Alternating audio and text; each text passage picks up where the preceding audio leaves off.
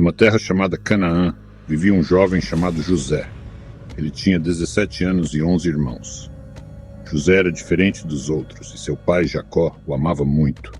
Ele era o filho predileto de Jacó, pois nasceu quando Jacó era bem velho, e para mostrar o quanto o amava, Jacó deu a José um lindo manto. O manto tinha várias cores e brilhava sob o sol. José usava com orgulho, mas seus irmãos não gostavam nem um pouco. Os irmãos de José tinham inveja porque o pai o amava mais do que a eles. Eles não conseguiam nem falar com ele sem ficarem com raiva. Um dia, José teve um sonho estranho. Ele sonhou que ele e seus irmãos estavam num campo, amarrando feixes de trigo. No sonho, o feixe de José se levantava, enquanto os feixes de seus irmãos se curvavam diante do dele. Quando José contou o sonho para seus irmãos, eles ficaram furiosos. Você acha que vai nos governar? Acha que vamos nos curvar diante de você? Mas José teve outro sonho. Desta vez ele viu o sol, a lua e 11 estrelas se curvando diante dele. Ele contou para seu pai e seus irmãos, mas seu pai ficou confuso e disse: Que sonho estranho é esse? Eu, sua mãe e seus irmãos nos curvando diante de você? Apesar de confuso, o pai continuou pensando no sonho, mas os irmãos de José o odiavam ainda mais por causa disso. Eles não sabiam que esses sonhos teriam um papel importante na vida de José.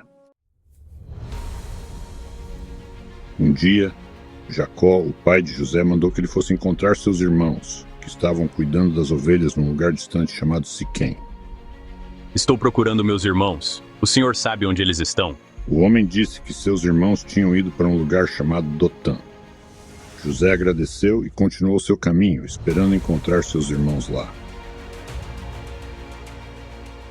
Quando os irmãos de José o viram chegando longe, começaram a conspirar. Lá vem o sonhador. Vamos acabar com ele. Vamos jogá-lo num poço e dizer para o nosso pai que ele foi devorado por um animal selvagem. Mas Rúben, o irmão mais velho, não queria machucar José. Então Rúben sugeriu que eles apenas jogassem José num poço sem machucá-lo. Quando José chegou, seus irmãos o agarraram e arrancaram seu lindo manto. Eles o jogaram num poço vazio e seco.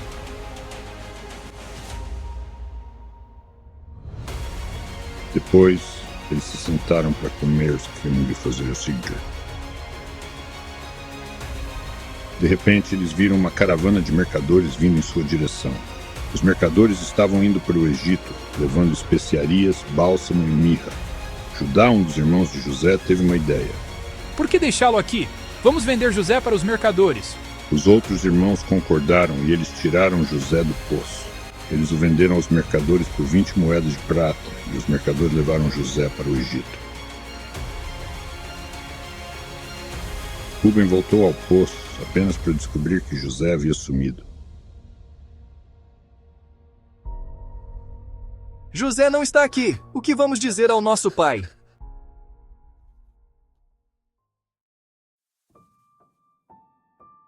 Os irmãos sabiam que precisavam esconder o que tinham feito.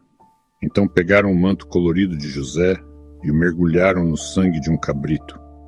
Eles enviaram o manto ao pai, esperando que ele acreditasse que um animal selvagem havia matado José.